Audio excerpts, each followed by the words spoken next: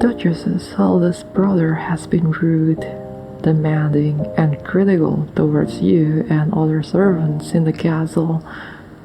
He berated and threatened you for doing a horrible job.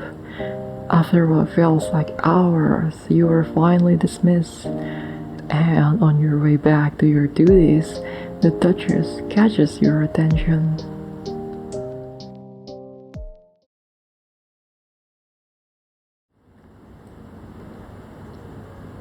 Excuse me.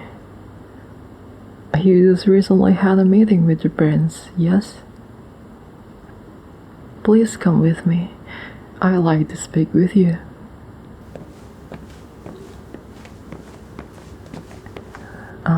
This common room should suffice. After you.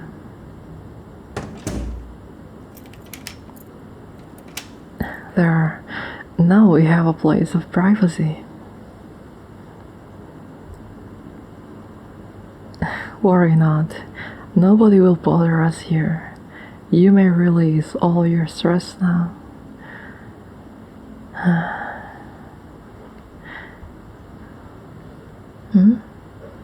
Who are you waiting for? It's alright. I give you permission to relax. You just had a meeting with the prince, yes? I know how much of a handful my brother can be. He's been complaining non-stop about the staff of my manor ever since he arrived. Yet, because he is family and due to the laws of the land, I had no choice but to give him residence whilst he is in town. It's a rather painful proposition. Believe me, he made it very clear during dinner last night how much he loathes my style of command. I cannot imagine your meeting together was a pleasant one. Thus, I wanted to give you a free moment of peace. Lord only knows, should he discover a servant resting, even during their allotted free time, he would tell them off like a petulant brat. So, I wanted to offer a moment where you needn't worry about his judgment. Resilience is admirable, but too much resilience leads to a denial of reality. I can see in your eyes how distressed you are. Please, take a spare moment to breathe.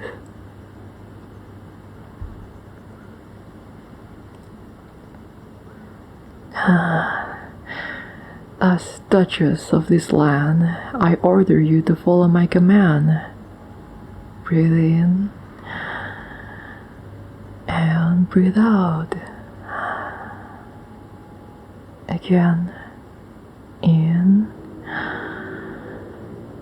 and out.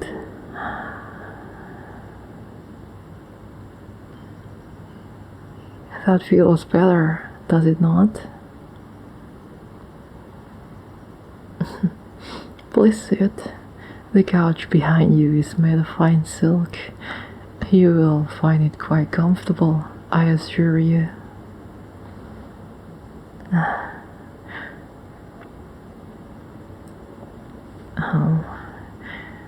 You are one of my most dutiful and trusted servants, hence why I've promoted you to such a high position.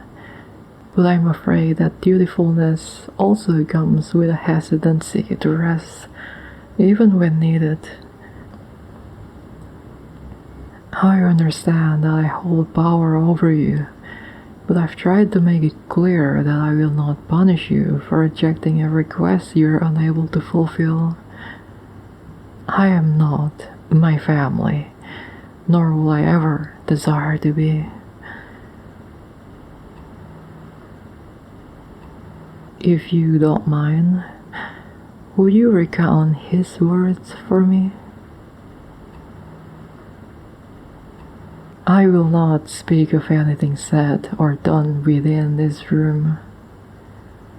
And should he try to harm even a hair on your head, I will try to see it that his arrogance is dealt with.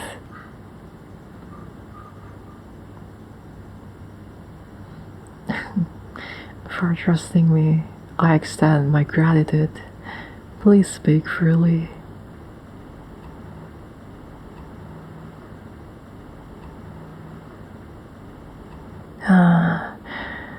Be aware that his complaints hold no merit to me.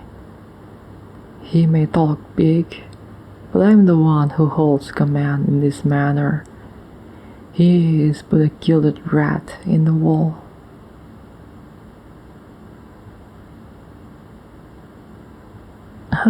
Truly? He exclaimed such a vile threat?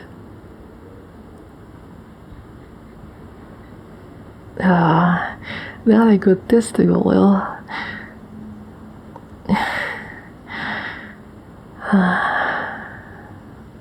I'm so sorry you had to keep calm during that utter nonsense. I would never allow him to carry it out. Please believe me.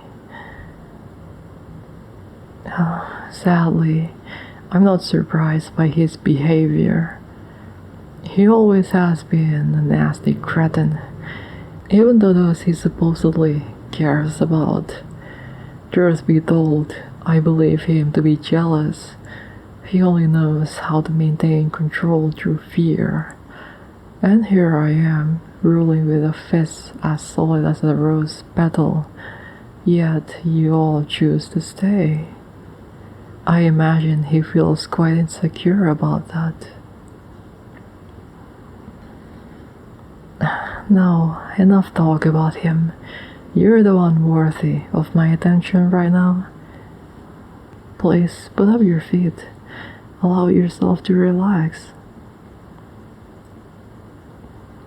I am being sincere. Take off your shoes and lean back into the silk.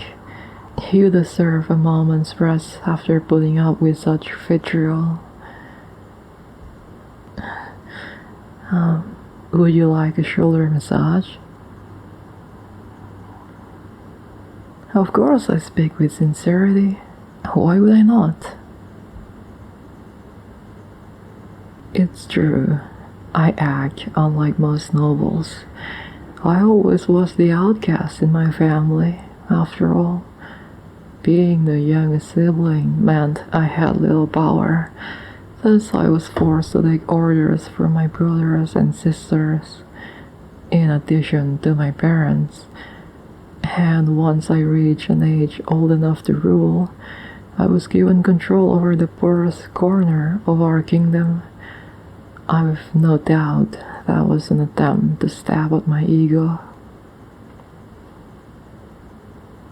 It's rather simple.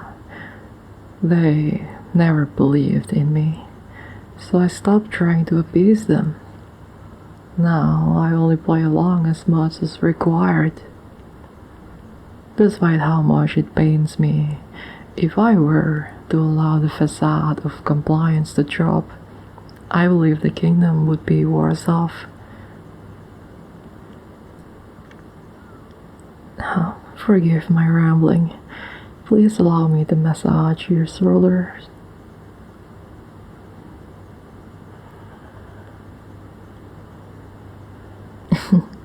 I learned this skill from the servants who nannied me when I was a child. With the king and queen often busy with royal affairs, it was up to them to raise me. I rarely saw my parents outside dinner time, so I always felt more of a connection to the castle servants than my own flesh and blood. They took a great fondness for me as well.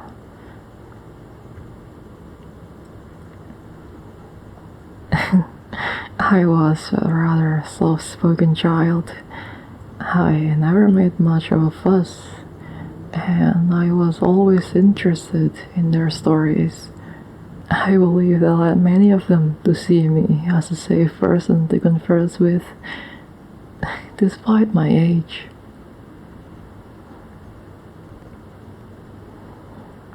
Indeed, they often told me stories of the outside world, of the common folk in the kingdom, and the peasants they come across during their errands duties. My empathy for the serfs and other poor people sprang from there, despite not being allowed to interact much with the wider kingdom until I was of ruling age. Yeah, it taught me just how much hard work it was being a servant to the royals. You constantly have gold-crested expectations placed upon you. But should you fail to meet them, you are punished harshly. And if your royal servants, who are granted such a high social standing compared to your average worker, are treated so harshly, how much daily hardship must the common folk endure? It caused me to reconsider much of what I was taught at quite a young age.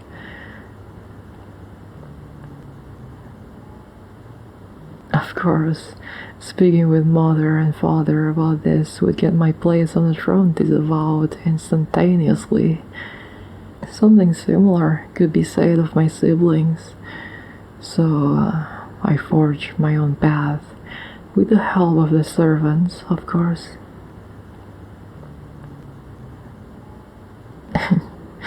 That's why I've made it my goal to rise the ranks in this family. And that starts with me raising this portion of the kingdom out of poverty. I am many things, but I'm not naive. I know very well they handed me the position of Duchess because they had no faith in these people producing anything worthwhile.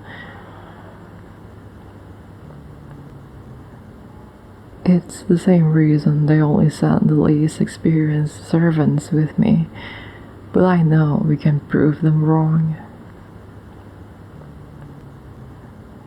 Oh, please, you all work so hard to get by in life, and on top of that, you are expected to behave perfectly proper when in the face of nobility who couldn't care less. I'd say the working class provides more to the world than any noble, although I understand the hypocrisy of myself staking that claim. I swear, once I take the throne, I shall make life easier for you, for all of you, from the highest royal servant down to the lowliest peasant. And making life easier starts with simple acts of relief, such as this: massaging your shoulders, giving you reprieve from all the demands of the world. My brother may scoff at the idea of sharing empathy with your workers, but I know he is wrong, and I shall prove it.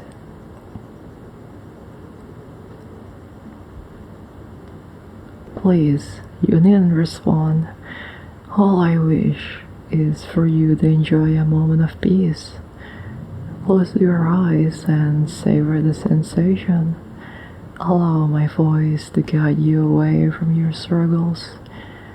And breathe in, out. Once more. And breathe out. One of my nannies used to repeat the mantra whenever I was upset about my siblings' bullying. She said, "It's rather easy to be cruel, but difficult to show kindness, and the most godly people choose kindness in every circumstance." To be truthful, I think that was simply her way of jabbing at the crown without being punished. Yet, I internalize it, and I want to walk the road less traveled, even if it makes life more difficult for myself, because I know the hard-working people of this kingdom deserve a kind leader. one who truly looks out for them. I know not if that leader is necessarily myself, but if I can at least start the precedent, I will die happy.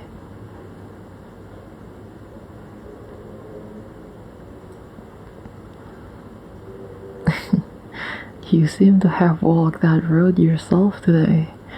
Granted, responding to my brother in rudeness would be considered an act of treason. However, something tells me you would have chosen that path even without the threat of imprisonment. You simply emanate an aura of kindness everywhere you go. It's why the other servants respect your leadership after all.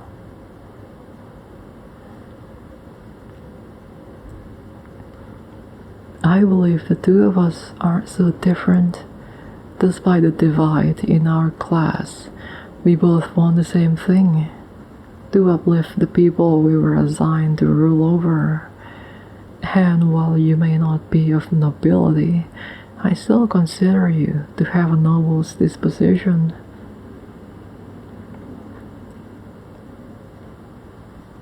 You truly do make this manor a warmer place. I hope you realize that. And I apologize that some cannot see the reality of your efforts. It's unfair at the best of times, yet the fact that you keep going shows the immense amount of strength you carry. It's rather admirable.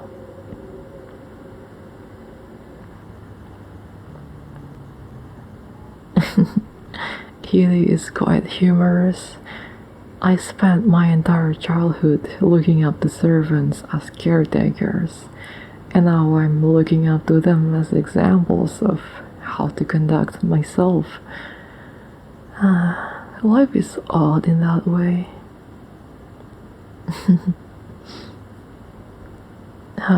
You needn't thank me. I am simply sharing what I believe in. Now, focus on relaxing. Give yourself the permission to rest as you need. None can bother us here. Not the other servants, not my family, not a soul.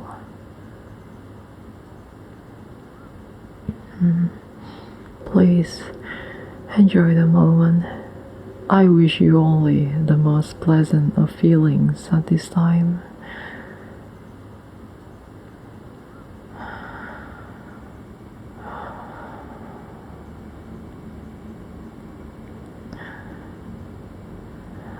Remember to keep breathing in through your nose and out through your mouth.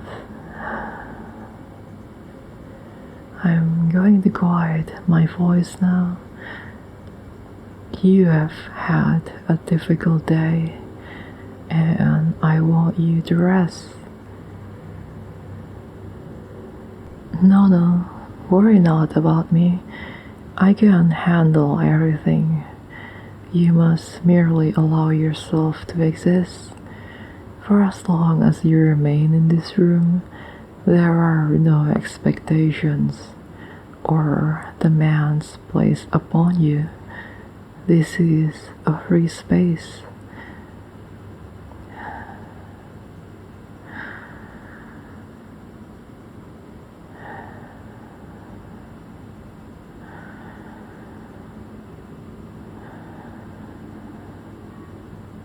Rest easy for me. None shall disturb you while I'm here.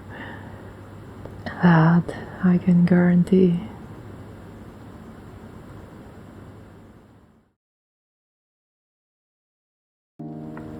That was The Noble You Serve Pampers You, written by Turtle Shark. Thank you for listening to the audio till the end. Good night.